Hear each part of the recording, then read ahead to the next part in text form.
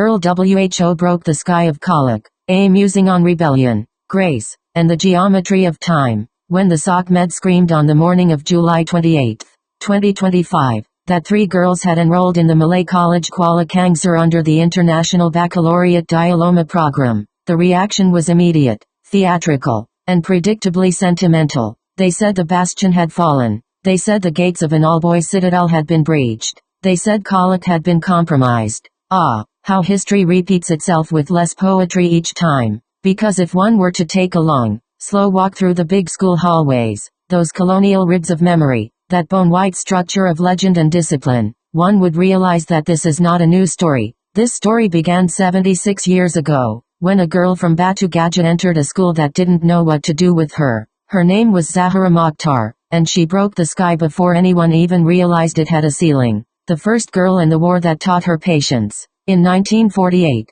the world outside was burning. The emergency had turned roads into traps, buses into ashes, and the simple act of going to school into a small act of courage. The communists lived in the jungles of Gunung Rapat. The British dropped bombs like punctuation marks in an unfinished essay about empire and fear. Amid that chaos, a British education officer named Mr. Hicks, whose name sounded like a cough and who probably smoked too much pipe tobacco, decided that Zahra should not waste her brilliance hiding at home. He arranged for her to study at MCKK, the very symbol of masculine colonial privilege, the Eden of the East, as they liked to call it. Imagine that, a 19-year-old Malay girl in a world of starched white uniforms, brass buttons, and rugby boys who had never seen a woman walk across the big field without serving tea or cleaning something. She did not just enter the school, she entered history, quietly, almost apologetically, like someone who didn't want to disturb the furniture of time. The newspaper woman.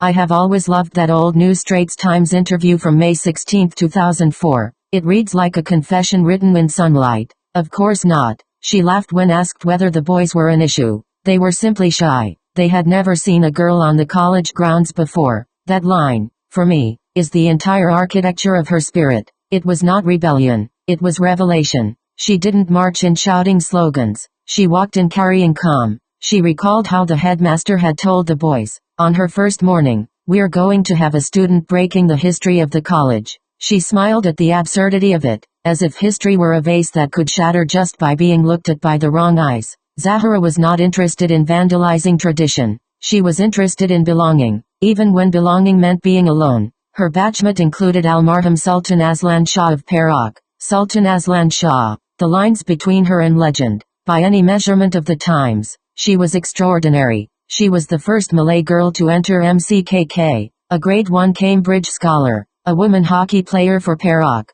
a director general in the cooperatives department, a woman who wore intellect like perfume, invisible yet unforgettable. And then, life added another footnote that no novelist could have dared invent. She married Dato Yeop Mahidin, the Singa Malaya, a pre-war old boy, a resistance hero from Force 136, and the founding director of the Askar Watania. So there it was, the first and perhaps only intermarriage between an old boy and an old girl of MCKK, the rarest alumni union in the country's history. If Koleq were a myth, this would be its most romantic chapter. The warrior and the scholar, the soldier and the girl who walked among the boys. The interview is epitaph. I keep returning to her words, not as nostalgia, but as navigation. It's difficult to say, she mused in that interview, when asked about the future. Things progress so fast these days. They were predictable once. Just by looking at history, you could plan ahead. But not today. Definitely not today. That was in 2004. She was 75, still walking faster than history itself. When she passed away at 5:30 a.m. on August 23, 2016, aged 87, it felt as though a secret had gone back underground. The obituaries were polite, concise, and insufficient. The first female student of MCKK passes away peacefully. But if you read between the commas, you could still sense the gravity of her silence. Because a woman like Zahra doesn't simply die. She dissolves into the narrative, becoming part of the institution's bloodstream. When she attended the centenary celebration in 2005, walking across the big field unnoticed among the sea of blazers and baju Malayas, I imagine the ghosts of headmasters and prefects standing in quiet salute. They knew who she was, even if the crowd didn't. The lesson that history forgot to teach. When people talk about breaking tradition, they often speak as if the act itself is violent, a hammer to the stained glass of continuity. But Zahra didn't break MCKK, she expanded it, she made it wider, deeper, more human. She taught the boys that courage is not always loud, that sometimes, history changes simply because someone refused to stay home, and that, perhaps, is the truest legacy of the old girls, Zahra Mokhtar and Zainab Maharani Swift, who slipped through the cracks of an empire and turned them into doorways. Now, in 2025, when 3 new girls step into those same grounds with the IB curriculum in their hands and smartphones in their pockets, they will think themselves pioneers, and they will be right, but only half right, because pioneers are never born in isolation. They are echoes, continuing frequencies of courage that began long before them, in the soft footfall of a girl walking across the big field in 1949. The final meditation. If I were to distill all of this into one lesson, it would be this: